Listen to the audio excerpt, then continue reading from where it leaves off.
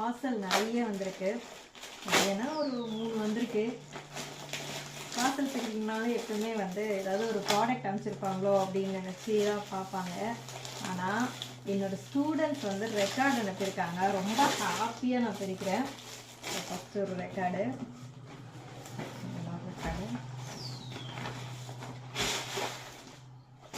இதில் வந்து இங்கெல்லாம் அட்ரஸ் இருக்குது. அதனால தான் நீங்கள் வந்து ஃபேக்குன்னு நினச்சிக்காதீங்க. எல்லாம் பார்த்தீங்கன்னா சீலோட அந்த அட்ரஸோடு வந்திருக்கு. ஒரு ரெக்கார்டும் வந்து ஓப்பன் பண்ணும்போது அவ்வளோ ஹாப்பியாக இருக்குது. ஆன்லைன் ஸ்டூடெண்ட்ஸ் வந்து சும்மா ஃப்ரீயாக சொல்கிறாங்க, அட்டன் பண்ணுவோம், படிப்போம் அப்படிங்கிறது இல்லாமல் இவ்வளோ பொறுப்பாக வந்து எல்லா ஸ்டிச்சஸும் கம்ப்ளீட் பண்ணி ரெக்கார்டு வந்து சைன் பண்ணுறதுக்கு அனுப்புறதுங்கிறது எவ்வளோ பெரிய விஷயம் இல்லை.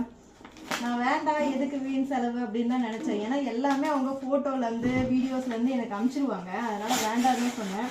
ஆனால் இல்லை மேம், நீங்கள் வந்து எங்களுக்கு சைன் பண்ணி அனுப்புங்க அப்படின்னு சொல்லி அனுப்பியிருந்தாங்க.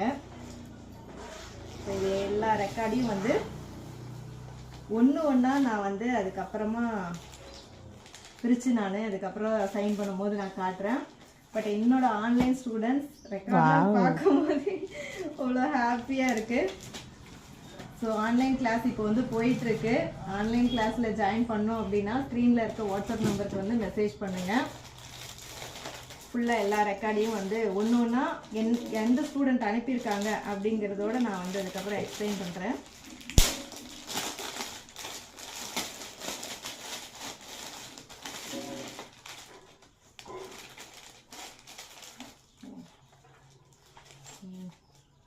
எல்லாம் அழகாக ஸ்டிச்சஸ் நேம் முதற்கொண்டு ஃபுல்லாக எல்லாமே எழுதியிருக்காங்க. தனித்தனியாக வந்து அதுக்கப்புறமா ரெக்கார்ட் பார்க்கலாம் யாருது அப்படின்னு சொல்லிட்டு. ஸோ இதே மாதிரி ஆன்லைனில் வந்து கற்றுக்கணும் அப்படின்னு விரும்புனீங்க அப்படின்னா ஸ்க்ரீனில் இருக்க வாட்ஸ்அப் நம்பருக்கு மெசேஜ் பண்ணி டீட்டெயில்ஸ் தெரிஞ்சுக்கோங்க. தேங்க்யூ.